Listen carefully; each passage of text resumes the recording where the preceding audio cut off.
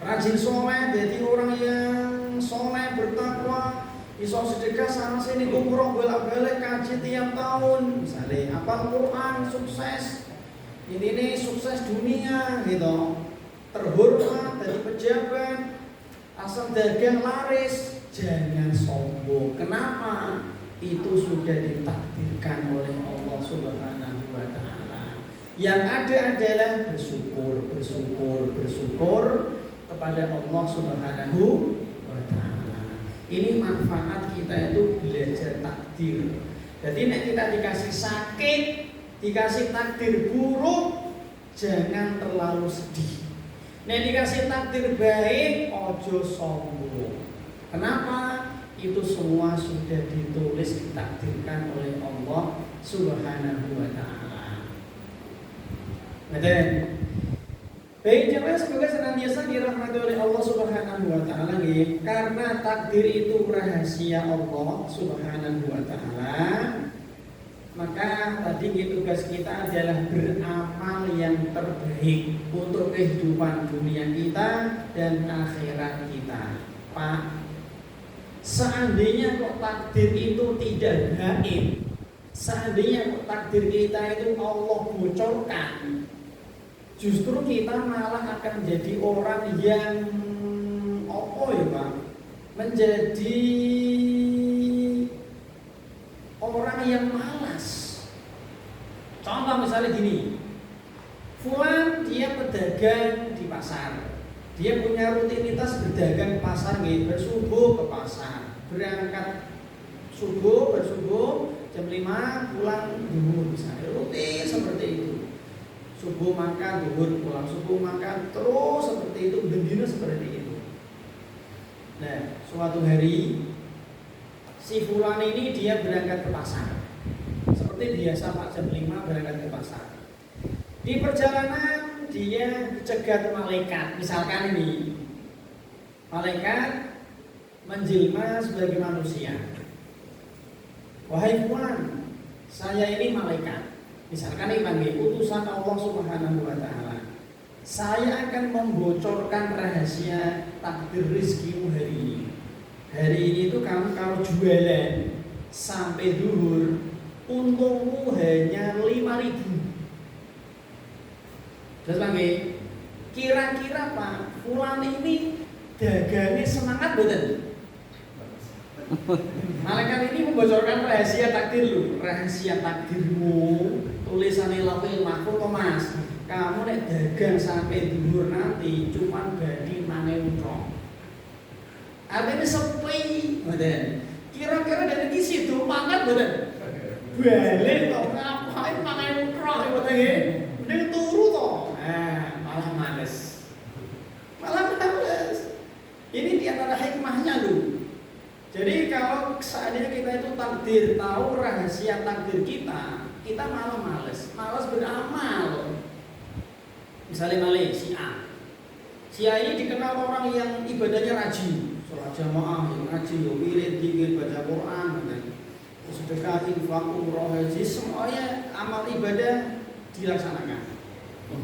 Nah, bertahun-tahun seperti itu Pak, ya tahajud, ya puasa Daud, puasa sunnah, suatu hari misalkan malaikat datang, misalkan ini, wahai Fulan, saya ini malaikat utusan Allah Subhanahu wa Ta'ala, punya tugas untuk membocorkan rahasia takdir kamu. Kamu itu di lauhil mahfuz, catatan lauhil mahfuz, takdir kamu masuk neraka. Misalnya Pak, kira-kira setelah itu dia apakah masih semangat ibadah? Ngapain sholat naik betul? Ngapain infak? Ngapain poso? Ngapain dari kuning rokok? Justru dia malah malas ibadah.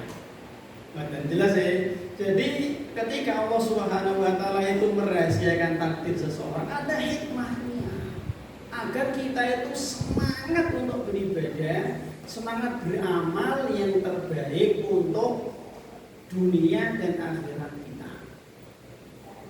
Maka tadi sudah tak sampaikan, tugas kita itu beramal yang terbaik. Misalnya si A mau pergi ke Jogja safar, Tentu dia biar selamat ya mesti hati-hati, motornya yo dicek, pakai helm, pakai jaket, pakai ini, pakai itu, mesti hati-hati dia. Dan apa selamat juga kalau di malaikat mengucurkan, Mas, takdir kamu hari ini itu kamu ke Jogja toh, mesti selamat. Yo ngebut nih. Wong ono jaminan selamat toh terus ngebut 200 per jam. 200 kilo per jam ngebut ini. Lampu merah tua abrak-abrak ini. Kenapa? Mesti selamat atau takdirmu kok. Akhirnya kan orang kan hati-hati Pak. Karena dia tidak tahu takdir dia. Artinya seandainya dia selamat, takdir. Celaka, takdir. Dan jangan semoga senantiasa dirahmati oleh Allah Subhanahu wa taala ya. Jadi nuwun sewu, di antara hikmah dari Allah kenapa takdir itu gaib dirahasiakan agar kita semangat untuk beramal sholih. Jadi kan masih ingat lagi Khalid bin Walid. Siapa dia? Dua perang besar. Perang Uhud, perang Khandaq. Cita-cita terbesar Khalid bin Walid apa? Membantai Nabi, membunuh Nabi. Itu cita-cita dia terbesar. Akhirnya masuk Islam. Apa ini? Rahasia takdir. Abu Sufyan 3 perang besar, perang Badar, 3 perang atau malah dia yang mungkin ya, Badar, Uhud, Khandaq. Cita-cita terbesar apa? Dia membunuh Nabi, menghabisi Nabi, menghabisi Rasulullah. Akhirnya malah masuk Islam. Sahabat Amr bin As, dia kan pernah cerita toh. Dia cerita sendiri Pak. Sebelum aku masuk Islam, wajah yang paling aku benci adalah wajah Muhammad. Dia bilang sendiri itu Amr bin As. Manusia yang paling aku nggak suka itu ya Muhammad. Jadi Amr bin As ini punya musuh top nomor 1 Rasulullah. Di akhir Islam, akhirnya dia masuk Islam, jadi pahlawan. Dia yang menyebarkan Islam ke Mesir, yaitu Amr bin As. Punya anak yang super soleh, namanya Abdullah bin Amr bin As. Sejak muda sampai tua menguasai dunia. Padahal dia dulu adalah musuh Islam nomor 1. Apa ini? Rahasia takdir Mas. Rahasia takdir. Dan jamaah semoga senantiasa dirahmati Allah seperti Wahsy yang membunuh Sinten Hamzah ketika perang Uhud. Akhirnya masuk Islam. Ini contoh nggih, contoh rahasia takdir. Dulu dulu waktu Pak Soeharto masih menjabat presiden, itu kan ditakuti toh, ditakuti, dimuliakan, gitu. Terhormat, disegani. Setelah beliau lengser dicaci maki. Apa ini? Rahasia takdir. Betul? Rahasia takdir Pak. Jadi memang takdir itu benar-benar rahasia. Kita tidak tahu, maka kita tidak perlu mikir takdir, karena takdir itu perbuatan Allah Subhanahu wa taala. Dan ingat lagi, perbuatan Allah itu Allah punya sifat fa'alul lima yurid. Allah itu berkehendak, terserah Allah, suka-suka Allah. Karena tidak ada yang bisa mengatur Allah, tidak ada yang bisa mendikte Allah. Allah itu berbuat terserah Allah Subhanahu wa ta'ala. Contoh Abu Thalib, paman Nabi, serumah dengan Nabi, siap mati demi Nabi. Allah tidak ngasih hidayah, mati kafir, terserah Allah.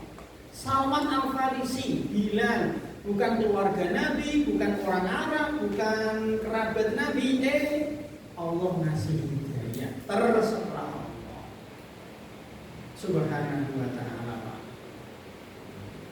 Dan itu paling saya Pak, perbuatan Allah itu tidak sama dengan perbuatan makhluk. Kita kalau cinta sama seseorang pripun? Misalnya kita dengan cinta sama anak, cinta sama putu pripun, Pak? Ya namanya cinta ya sama anak sama cucu ya dipopo, pangge disayang, dicinta, kita dikasihani, dikasih sesuatu yang enak-enak kan betul Pak. Tapi Allah tidak seperti itu. Manusia yang paling Allah cintai siapa? Rasulullah. Ternyata di waktu yang sama manusia yang paling Allah kasih ujian paling berat Rasulullah juga. Nabi niku lahir yatim. Nuwun sewu di sini, sing yatim lahir yatim angkat tangan. Nabi niku lahir bapake samu sedo. Umur 6 tahun Aminah ibunya meninggal piatu. Di sini nuwun sewu, sing yatim piatu enten ora ono meneh. Akhirnya diasuh sama Abdul Muthalib kakeknya. Usia 8 tahun kakeknya meninggal. Lalu diasuh Abdul Muthalib. Usia 9 tahun Nabi itu aman wedhus. Bukan kambingnya sendiri Pak, bukan wedhus kiyambak nggih, tapi beliau itu apa ya kerja wedhuse orang. Cara Jawa niki apa ya? Jadi karyawan untuk membantu ekonominya Abu Thalib. Abu Thalib kan miskin toh, anaknya banyak miskin. Usia 12 tahun Nabi itu berdagang ke Syam, ke luar negeri. Syam sekarang negara Palestina, Yordania, Suriah, Lebanon. Saya di sini, saya umur 12 tahun sudah dagang ke luar negeri dan dagang mau mas 12 tahun ya saya ngompol, luar biasa. Nabi niku anaknya 7, 6 mati semua. Meninggal, kecuali Fatimah. Nabi niku dicaci maki, dikatakan gila, dikatakan tukang sihir, diusir, mau dibunuh, luar biasa. Diracun orang Yahudi, wah luar biasa. Nabi sampai meninggal dunia, Nabi niku hidup rekoso. Padahal beliau adalah manusia yang paling Allah cintai. Ya tadi perbuatan Allah itu tidak sama dengan sifat manusia, tidak sama dengan perbuatan manusia. Zina ribuan kali. Dari umur 10 tahun ke zina Pak, misalnya pelacur. Sampai usia 100 tahun zina. Akhirnya dia mati belum taubat. Tapi Allah mengampuni, akhirnya masuk surga. Mungkin si A ini, si B zina sekali tok mati, Allah enggak mengampuni, akhirnya di neraka. Mungkin kok ngono, ya ngono, terserah Allah. Si A dari usia 15 tahun mabuk sampai usia 80 tahun. Mati dene. Allah mengampuni ya swarga. Si B ngombe cohyang cuma 1 gelas. Allah tidak mengampuni, akhirnya di neraka. Mungkin. Si B minum khamr, minum cohyang, cem-ceman kadal. Cuma 1 gelas. Tak kurangi. Cuma 1 sendok. Mungkin gak menyebabkan dia masuk neraka? Ulang, si A minum cem-ceman kadal, ngombe khamr arak, cuma 1 sendok, pisan tok til. Jelas saya sengaja. Mungkin gak menyebabkan dia masuk neraka? Mungkin gak di nerakanya 3 hari? Mungkin. 5 hari mungkin, seminggu mungkin, sesasi mungkin, 5 tahun mungkin, 10 tahun mungkin, 100 tahun mungkin, 1000 tahun mungkin, 1.000.000 tahun mungkin, semua serba mungkin. Gara-gara ngombe khamr 1 sendok, dia mungkin di neraka 1.000.000.000 tahun. Maka dari sini Pak, kita semakin ketakutan, semakin takut dengan perbuatan Allah. Karena Allah itu berbuat terserah Allah. Gara-gara minum khamr 1 tetes, Akhirnya dia di neraka semiliar tahun, mungkin. Maka membuat kita itu tidak meremehkan dosa. Walah, cuma riba 1%. Nah, kalau ditanya mungkin nggak riba 1%, riba 1000 masuk neraka? Mungkin nggak di neraka 5 hari, mungkin seminggu, mungkin 3 bulan, mungkin 5 tahun, mungkin 10 tahun, mungkin 1.000.000 tahun, mungkin 5 miliar tahun, mungkin serba mungkin. Gara-gara riba 1%, gara-gara riba 1000. Kenapa? Allah itu punya sifat fa'alul lima yurid. Allah berbuat terserah, suka-suka Allah. Mas, detik ini saya dengan seandainya dibikin Allah tiba-tiba buta, mungkin betul?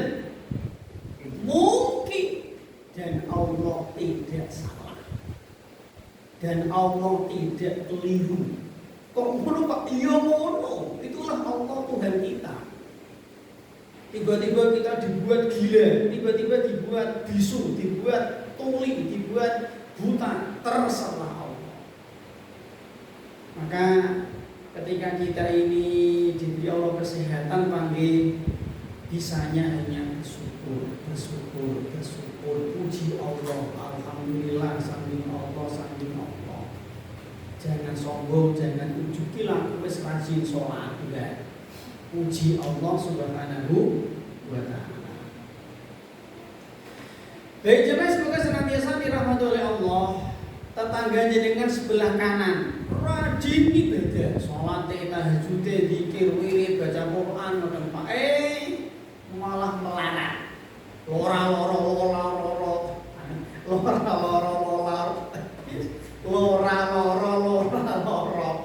You know, tetangga sebelah jenengan yang sebelah kiri preman, bandit, gitu, apalagi garong, apalagi bajingan ini, gitu, gak pernah sholat, ngombe, mau dilakoni, malah sugih, malah sehat, karirnya naik terus, asal dagang malah laris, mungkin badan. Yang membuat tetangga jenengan ini tadi yang kanan ini melarat miskin siapa? Ya Allah. Yang membuat ini sukses dunia siapa? Ya Allah juga. Kok ngono? Iya terserah Allah Subhanahu wa ta'ala. Allah itu berkehendak, terserah Allah, semau Allah.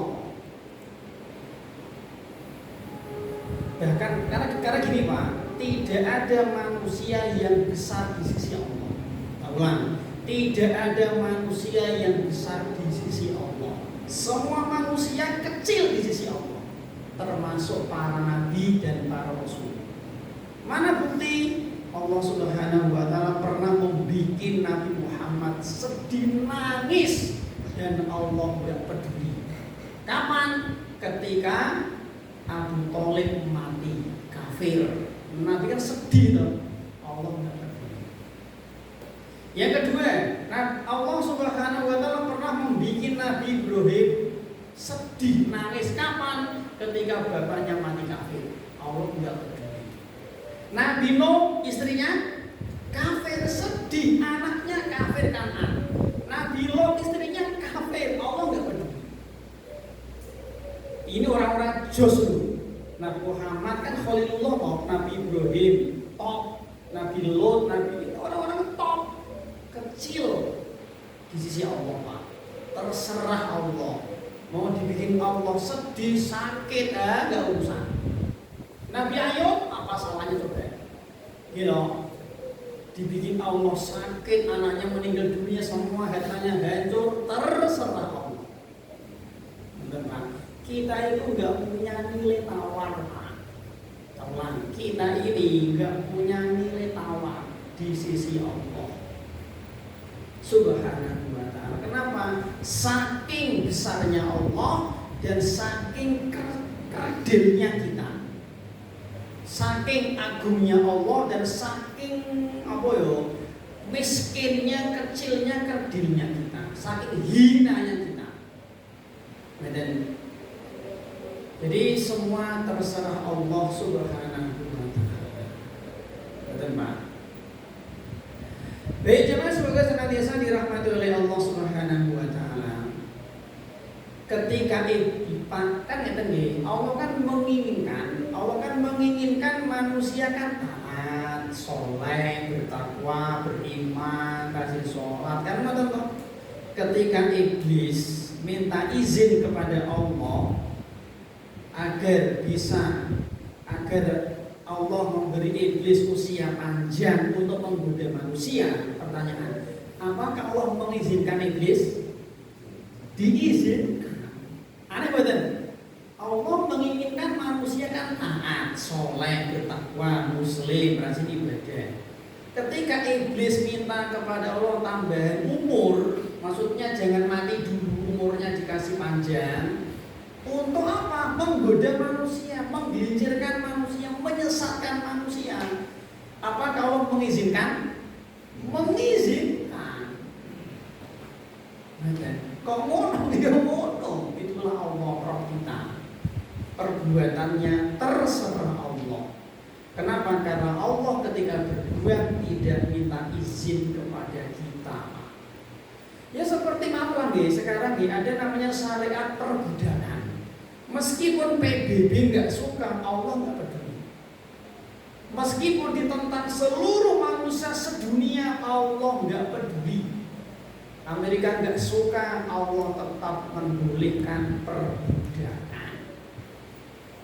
Mau dianggap melanggar HAM, apa peduli, tetap ada syariat perbudakan. Kenapa? Karena seluruh jagat alam raya ini milik Allah. Maka terserah Allah Subhanahu wa taala. Jenengan Pak, jenengan tuh nggak suka rokok, misalnya gitu, benci rokok. Jenengan kerso dikon tumbas rokok, betul kurun toh. Allah itu benci iblis, benci setan, malah diciptakan. Aneh betul? Aneh toh. Allahnya dibenci iblis atau benci setan toh? Iya, tapi kok malah diciptakan? Ya terserah Allah. Karena tadi loh Pak, sifat Allah itu tidak sama dengan sifat kita. Allah semakin diminta semakin senang, gitu. Manusia semakin diminta semakin nggak suka. Mas Agus minta kertas Mas, nyok, nah, sekali. Mas Agus minta pulpen, nyok, 2 kali. Mas Agus minta HP, sopo sampean. Nah, telu Pak, wis kayaknya. Kenapa? Itulah manusia. Semakin sering diminta semakin nggak suka. Allah boten. Semakin kita minta merengek 24 jam, Allah semakin suka. Semakin kita minta kepada Allah, Allah semakin suka. Kebalikan, kalau kita tidak minta, Allah malah marah. Aneh betul? Itulah sifat Allah Subhanahu wa taala. Baik jemaah, semoga senantiasa dirahmati oleh Allah Subhanahu wa taala panggih. Karena gini Pak, kita itu tidak akan mungkin bisa mencerna takdir Pak. Maka kita yang ketiga sekarang. Yang ketiga di antara kaidah takdir adalah membahas takdir harus dengan dalil. Membahas takdir itu harus dengan dalil kita. Mati Mas. Membahas takdir itu harus dengan dalil Pak.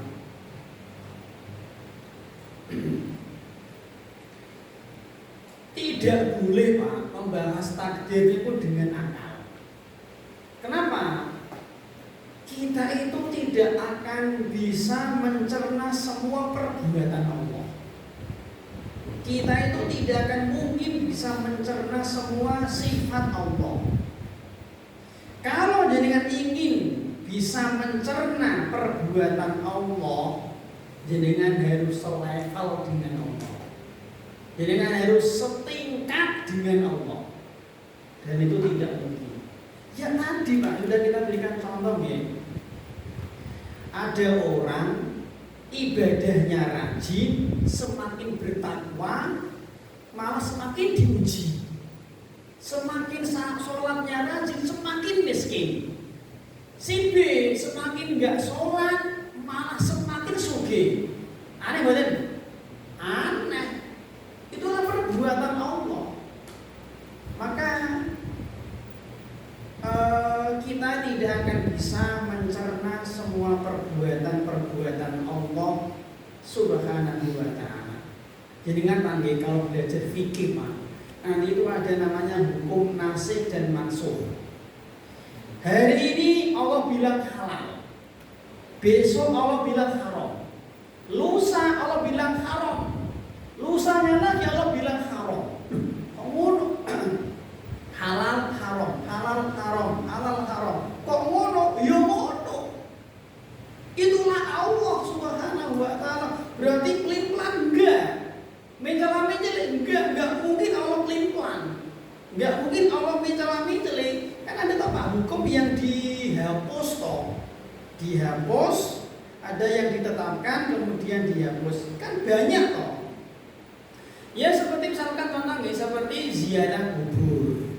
Dulu dilarang, akhirnya dibolehkan. Karena contoh, dulu awal-awal Islam, seorang suami kalau dia itu menggauli istrinya, tapi tidak keluar mani, itu tidak wajib mandi. Dulu dihapus, akhirnya wajib mandi, meskipun tidak keluar mani. Dan itu banyak dulu anak menjadi anak saudara sepersusuan itu kalau menyusunya 10 kali dihapus menjadi 5 kali. Banyak hukum yang dirubah-rubah oleh Allah Subhanahu wa ta'ala. Maka terserah Allah Subhanahu wa ta'ala, dan Allah tidak mencela-mencela. Itulah Allah Subhanahu wa ta'ala. Baik, jemaah semoga senantiasa dirahmati oleh Allah Subhanahu wa ta'ala.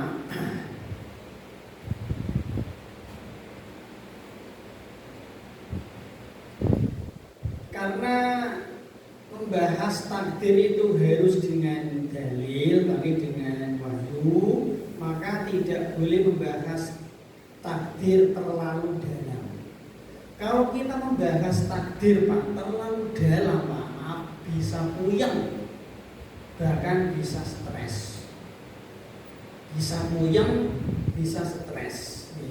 Kenapa? Kita tidak akan bisa mencerna semua perbuatan-perbuatan Allah Subhanahu wa ta'ala.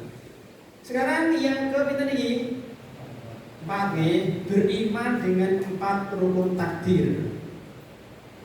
Beriman dengan 4 rukun takdir. Sebagaimana sholat punya rukun, wudhu punya rukun, haji punya rukun, gitu.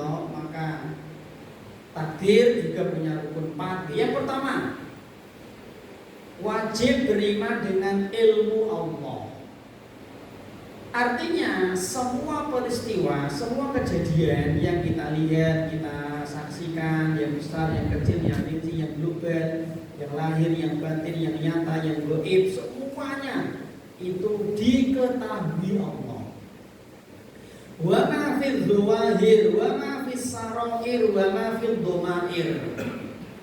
Yang tampak, yang tersembunyi, yang gaib, yang kelihatan, yang kelihatan, semuanya Allah ketahui. Ya'lamu ma kana wa ma yakunu wa ma sayakunu law kana kaifa yakunu. Allah itu tahu semua peristiwa kejadian yang akan datang, yang telah terjadi, yang belum terjadi, yang sedang terjadi. Kalau tidak terjadi, kenapa tidak terjadi? Allah tahu. Piye kuwi Pak?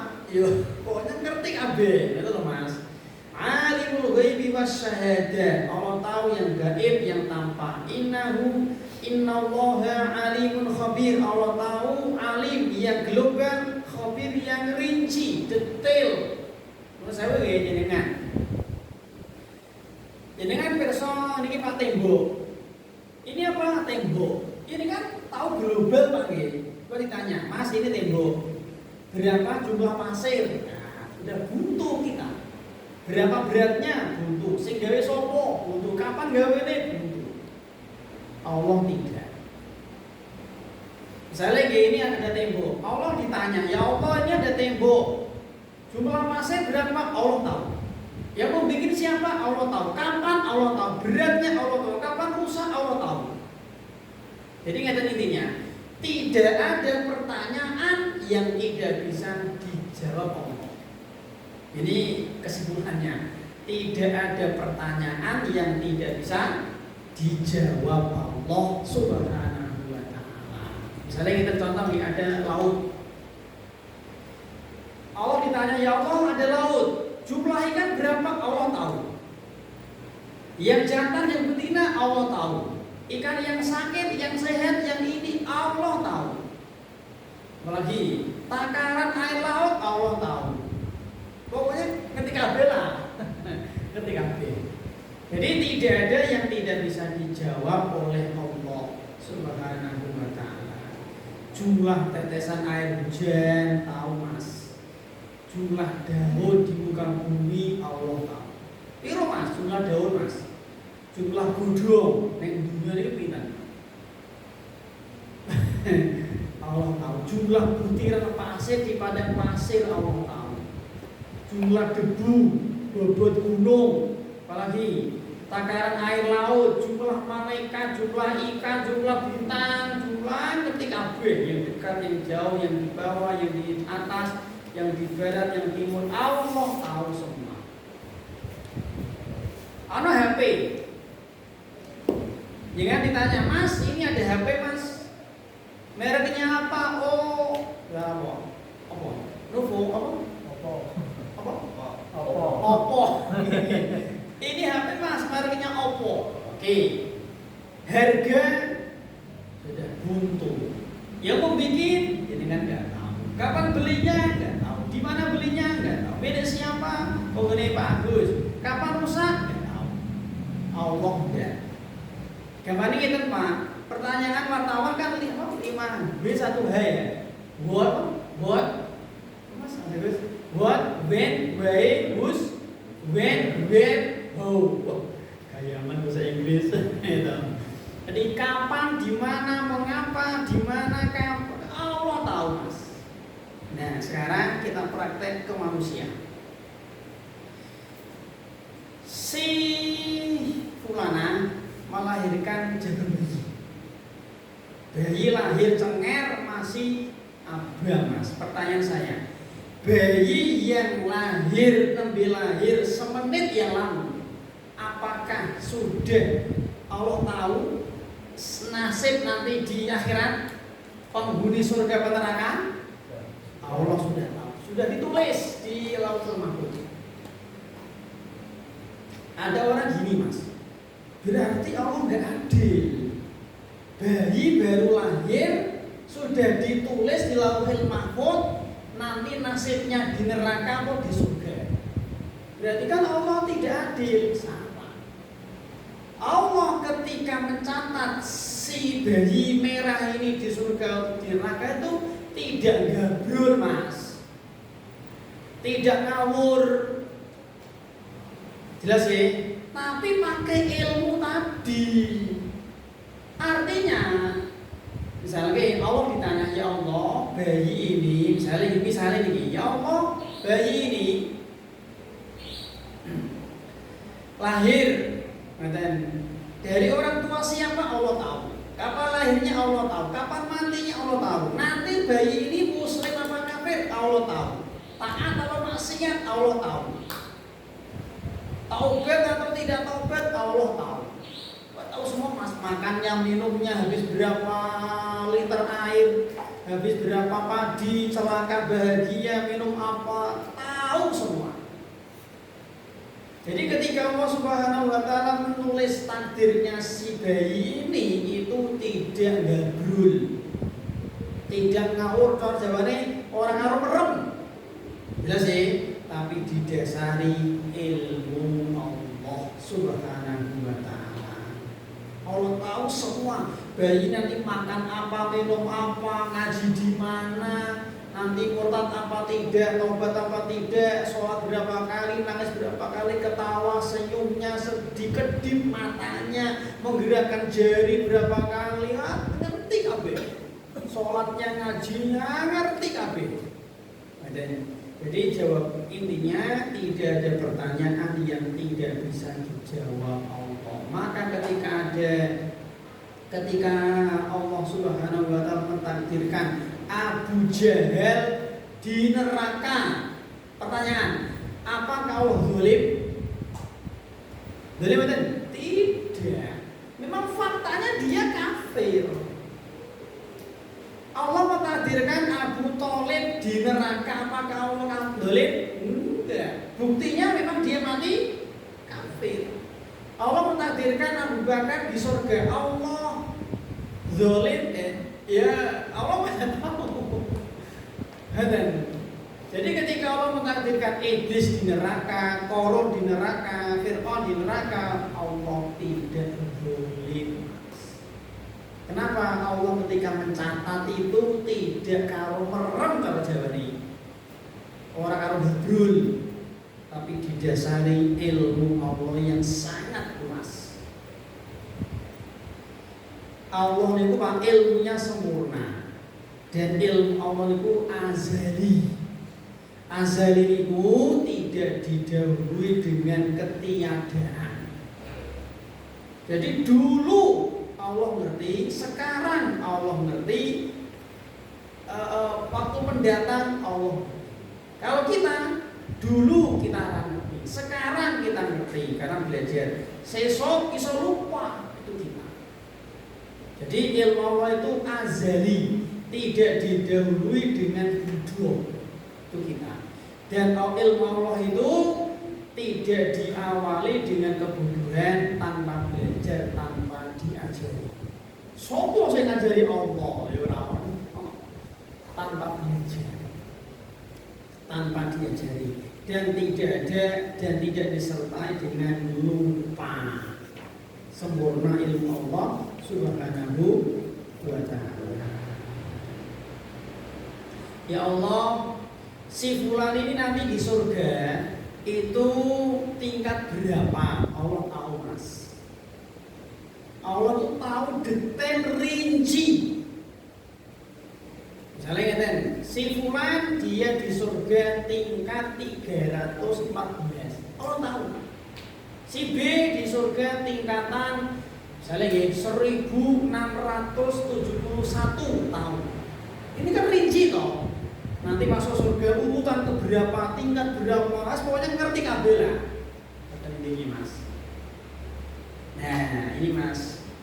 Ketika kita itu menyadari ilmu Allah itu luar biasa, sempurna, tidak terbatas, maka jangan ada pertanyaan kenapa. Jangan sekali-kali bertanya kepada Allah, kenapa? Ya Allah, kenapa saya sakit?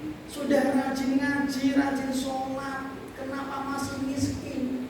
Tetangga saya yang kaya, yang nggak sholat malah kaya, kenapa? Jangan tanya kenapa, Mas. Tidak boleh tanya kenapa. Kenapa sholat zuhur 4 rakaat? Nggak boleh. Ya Allah, kenapa babi haram? Nggak boleh. Ya Allah, kenapa khamr haram? Kenapa apa lagi? Zina haram? Nggak boleh. Tanya itu nggak boleh. Apalagi protes. Ya Allah, kenapa kok subuh 2 rakaat, zuhur 4 rakaat? Tidak. Kenapa kok korban kok hanya dibatasi sapi, onta, kambing? Kenapa kok nggak boleh korban pakai jaran? Tidak boleh. Tanya nggak boleh, Mas. Tidak boleh tanya tentang perbuatan Allah. Saking agungnya Allah, saking kecilnya kita. Nek takon bae ora ento, apalagi protes, apalagi berani mendebat Allah. Ini lebih kurang ajar lagi. Nggak boleh tanya lagi. Ya Allah, kenapa kok istilah Lut kafir? Kenapa kok Bapak Nabi Ibrahim kafir? Enggak boleh tanya. Ya Allah, kenapa Pak Abu Thalib kafir? Kenapa kok malah jenengan ya Allah ngasih hidayah kepada Bilal? Enggak boleh tanya tentang perbuatan Allah. Enggak boleh, Mas. Ya Allah, kenapa kok engkau mengizinkan iblis untuk menggoda manusia? Kenapa engkau apa? Enggak boleh, Mas. Kenapa ya Allah Amerika kafir kok malah negaranya maju? Eropa kan kafir malah maju. Yaman, Palestina, negara Muslim malah kebelangsak. Tidak boleh tanya. Pertanyaan, yang membuat Amerika Eropa maju siapa? Ya Allah. Yang membuat Palestina, apalagi Yaman, Afghanistan, porak-poranda siapa? Ya Allah juga. Tidak boleh tanya. Allah sudah mengunci, ini penting nih, ayat surat Al-Anbiya ayat 23. Penting nih, Al-Anbiya 23. Apa kata Allah? La yus'alu, jangan tanya. La yus'alu amma yaf'alu wa hum yus'alun, tidak boleh tanya perbuatan. Karena apa? Karena yang akan ditanya itu sampeyan nanti disidang di akhirat, diaudit, diadili oleh Allah. Maka jangan bertanya tentang perbuatan Allah. Allah sudah kasih kunci. Al-Anbiya 23. La yus'alu amma yaf'alu, tidak boleh bertanya tentang perbuatan Allah. Kenapa ini? Kenapa? Enggak. Kenapa Al-Quran Arab? Kenapa kok Nabi terakhir orang Arab? Kenapa? Enggak boleh. Ya boleh, Mas. Jelas ya? Akal kita enggak akan bisa mencerna semua perbuatan Allah Subhanahu wa ta'ala. Jadi takdir itu gelap segelap-gelapnya. Yang kedua, beriman dengan Alkitabah, tulisan. Artinya semua peristiwa kejadian di jagat alam raya ini sudah ditulis, dicatat oleh Allah di Lauhil Mahfuz, terjaga. Lauh niku ya kayak papan nggih, Mahfuz itu terjaga. Artinya yang tahu isi Lauhil Mahfuz hanya Allah. Malaikat, jin enggak tahu. Allah berfirman di surat Al-Hadid ayat 22. Tadi sudah di Al-Hadid nih. Sekarang di surat Yasin ayat 12. Wa kullu syai'in ahsaynahu fi imamin mubin. Segala sesuatu sudah dicatat di Lauhil Mahfuz, Mas. Kapan nyatatnya? Kata Allahu maqadiral khalaiq qabla an yakhluqas samawati wal ardu bi khamsina alfa sanatin. Ngeten, Pak. Takdir itu dicatat oleh Allah Subhanahu wa ta'ala 50.000 tahun sebelum langit dan bumi diciptakan. Ini statnya. Finishnya kapan? Pencatatan takdir itu finishnya sampai kiamat. Makanya nanti ketika manusia sudah masuk surga, penghuni surga masuk surga, penghuni neraka masuk neraka, maka catatan takdir sudah berhenti. Tahu lagi? Jadi catatan takdir statnya tadi kapan? Catatan takdir itu dimulai setelah pena diciptakan. Setelah pena diciptakan, berarti kejadian-kejadian sebelum pena diciptakan ya tidak ditulis. Sampai kapan? Sampai kiamat. Jadi catatan itu ada batas. Ada batas. Jadi kehidupan surga dan neraka itu abadi, maka di luar catatan takdir. Dan jelas ya. Baik, kemudian mungkin nggak usah kalau detail ya, ciri-ciri Lauhul Mahfuz nggak usah ya. Yang ketiga kan sudah malam. Yang ketiga, beriman dengan masyiah Allah, kehendak Allah. Allah berfirman di surat Yasin 82, "Innama amruhu idza arada syai'an ay yaqula lahu kun fayakun." Artinya semua kejadian di muka bumi ini Mas, di jagat alam raya, di langit dan di bumi ini sudah dikehendaki oleh Allah Subhanahu wa taala.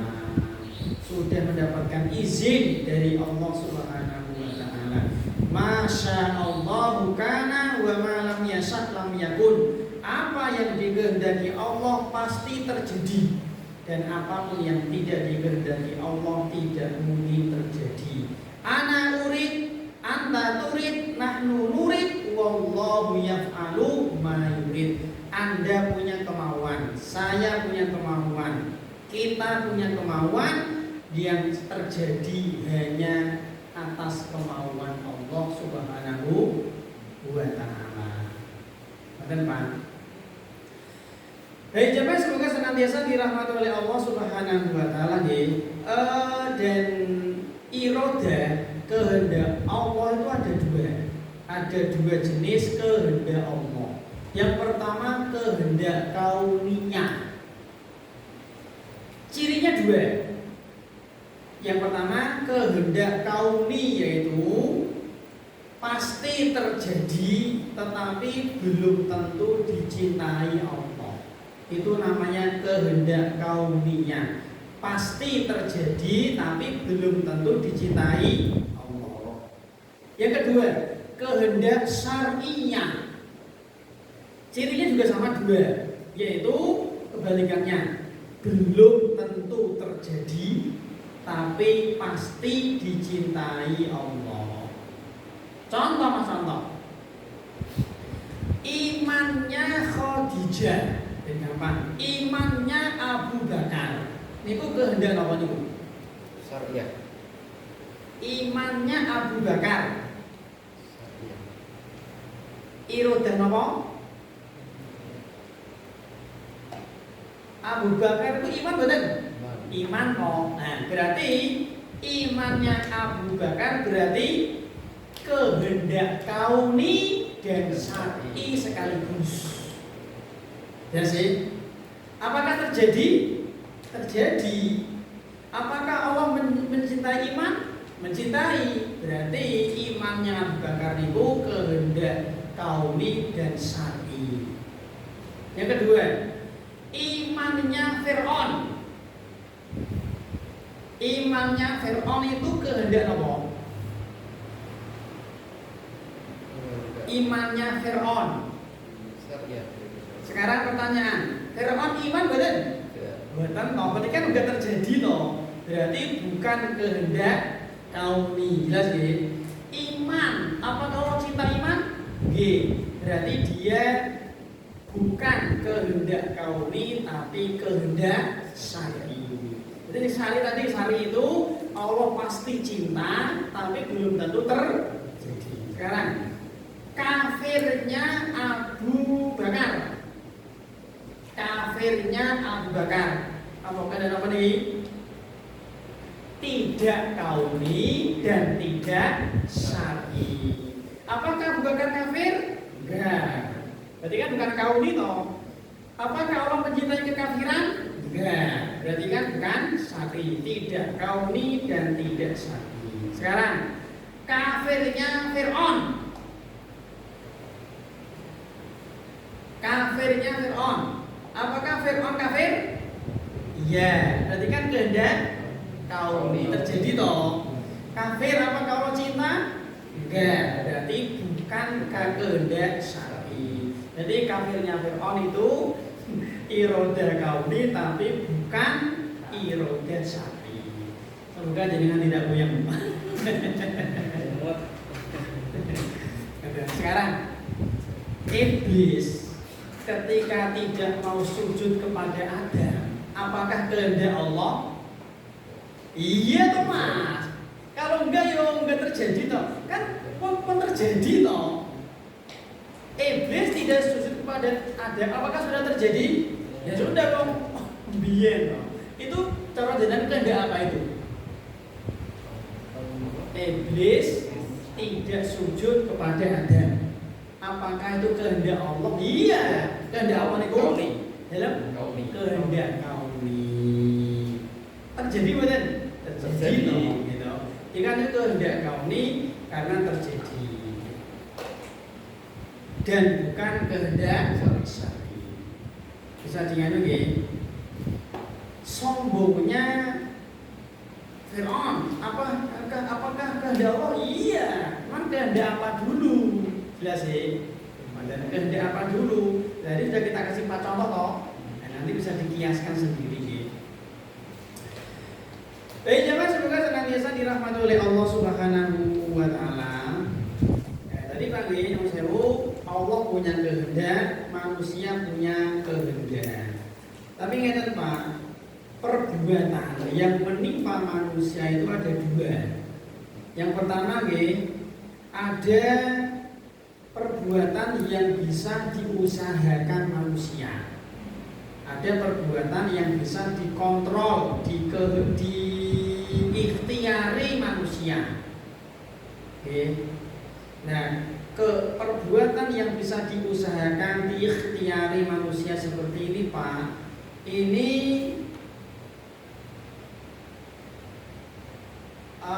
bisa berpahala, bisa berdosa. Dan ya seperti sholat kan terserah kita toh. Misalnya kita contoh jam 4 atau jam setengah 5 ya, setengah 5 subuh kita mendengar adzan subuh. Kan pilihan toh. Arep turu ya monggo, ora sholat ya monggo, gimana? Nah ini kan berarti perbuatan manusia yang bisa diusahakan. Seperti ngaji, Rebo berisya ada pengajian di sini, kan pilihan. Mau ngaji ya monggo, mau turu ya monggo, terserah. Pilihan. Ya, perbuatan seperti ini Mas, yang ada pahala dan dosa. Nek amal soleh ya dapat pahala, nek maksiat dosa. Zina itu pilihan apa mboten? Ya pilihan. Mboten. Korupsi pilihan.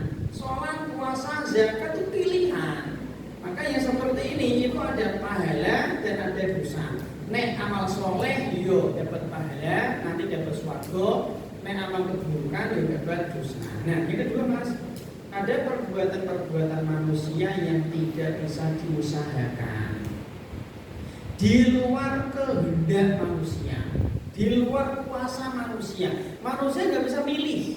Manusia nggak punya alternatif. Yang seperti ini nggak ada pahala dan nggak ada dosa. Contoh misalnya, ditakdirkan kita lahir punya bapak namanya Pak Joko misalnya. Ini kan kita nggak punya pilihan toh. Bapak saya namanya Pak Ridwan, jadi kan punya bapak si A. Ya ini kan bukan pilihan kita. Seperti ini nggak ada pahala, nggak ada dosa. Ditakdirkan lahir neng Semarang, ditakdirkan lahir neng Demak, ditakdirkan kulit putih, kulit hitam, mancung, pesek, ini nggak ada pahala, nggak ada dosa. Yang siapa yang mancung dapat pahala 5, yang pesek dapat pahala 7, kan nggak ada seperti itu. Ya seperti ini nggak ada pahala, nggak ada dosa. Makanya Mas Gitu Sewu, ketika ada orang yang dia berbuat maksiat karena lupa, apakah dihitung dosa? Ya. Lali itu udah dosa. Gitu, ada orang puasa, lali makan lagi gendrong, dosa? Oh, Allah Maha baik Mas.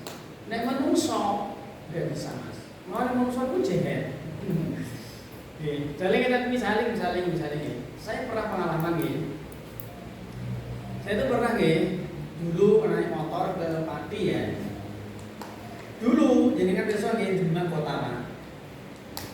Depan itu loh, depan terminal. Dulu itu kan belum ada, tapi dulu ya tahun piro ya, mungkin 2009 mungkin ya.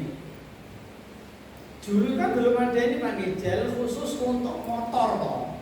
Motor mobil kan sama nih. Saya di Semarang lama, kemudian pulang-pulang pakai motor. Saya tuh nggak tahu ada jalur khusus untuk motor. Saya ya ikut jalan biasa, normal ikut jalan mobil. Orang Pak Polisi loh Mas, cegah toh. Saya Pak, maaf Pak, saya nggak tahu, nggak ada alasan. Jadi alasan nggak tahu itu nggak diterima manusia Pak. Dan saya nggak bohong. Ya akhirnya ya saya suruh nang BRI, bayar tilang piro. Jadi manusia itu nggak menerima alasan nggak tahu. Allah menerima orang yang benar-benar tidak tahu kalau sesajian itu syirik Mas, itu semoga nggak dosa, nggak tahu loh. Malah seperti bapak kita mungkin ya, nenek moyang kita mungkin mbah kita nih yang ngaji seperti ini nggak ada, mungkin masih pakai sesajian gitu, masih meramatkan kuburan. Semoga mereka diampuni oleh Allah karena nggak tahu. Jadi lupa, nggak tahu itu Allah mengampuni Mas. Saya seperti ini. Kalau ada orang yang berbuat maksiat kok karena lupa, tidak tahu orang dosa, itu baiknya Allah Subhanahu wa Ta'ala. Terakhir, di antara rukun takdir adalah ciptaan Allah, makhluk Allah. Artinya semua kejadian, peristiwa yang terjadi di jagat alam raya ini semuanya ciptaan Allah, makhluk Allah. Allah berfirman di surat Az-Zumar ayat 62, Allahu khaliqu kulli syai'. Allah menciptakan segala sesuatu. Maka selain Allah namanya makhluk. Ya, karena Nabi, kana Allahu wa lam yakun syai'un ghairuhu. Dulu Allah dewi. Kapan? Yo biyen. Kapan Pak? Yo biyen. Rasa takon. Dulu Allah itu dewean. Burung apa-apa, burung makhluk. Ruang hampa itu makhluk Mas.